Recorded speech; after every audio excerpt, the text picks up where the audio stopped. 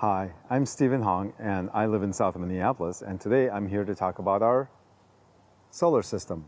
So we have 11 panels up on the roof there, and that was installed in 2010.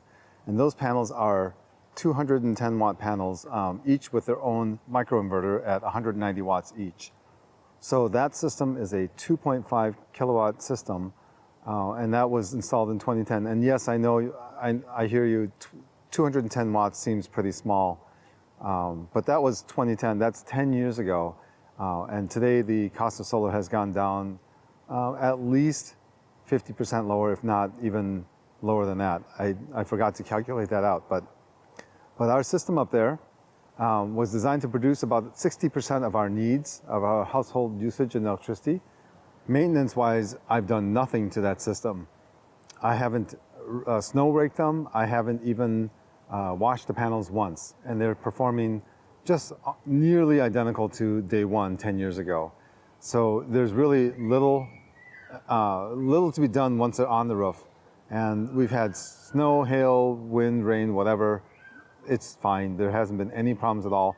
And I know that a lot of people have had Enphase microinverters fail. We haven't even had one failure yet. So I guess we've been lucky. But besides that, I'm also here to talk about our second solar system. So you see here behind me on the garage, we built this garage about 5 years ago.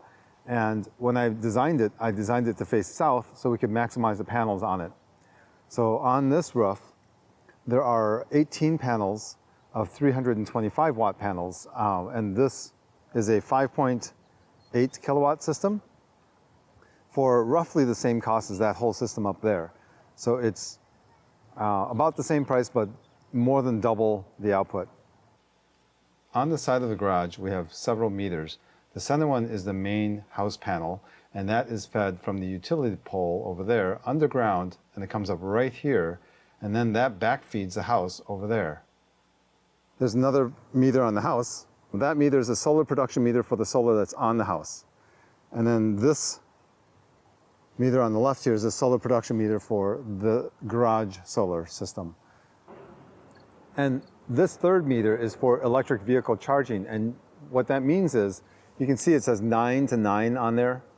And that means that I had a lower electrical rate at that time. And it even says electric vehicle right on there's a sticker right there that says that as well. So this meter, I'm charged way less for electricity than the house meter. The house meter, I think, what does it typically run? Maybe 12.5 cents per kilowatt hour. And that's without taxes. The electric vehicle meter is 4.2 cents per kilowatt hour. So it is quite a bit lower, like 1/3 the cost. I drive about 18,000 miles a year in my Tesla Model X, and I only need about 16 panels to generate enough power to 100% offset my driving needs annually. That means because we have 18 panels on the garage, there's a little extra that goes to offset part of the household usage as well. So charging my car, I just charge it at nighttime between the hours of 9 and 9 to get that lower rate. And here's where the charging station is for this car, as well as the inverter towards the back of the garage.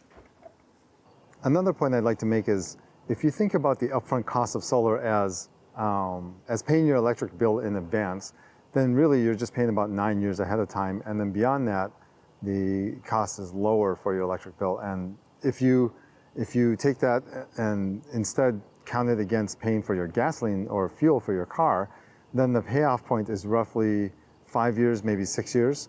And so you're just paying 5 or 6 years upfront of fuel costs for your car. And then beyond that is much, much cheaper because most of your fuel is being generated by the solar.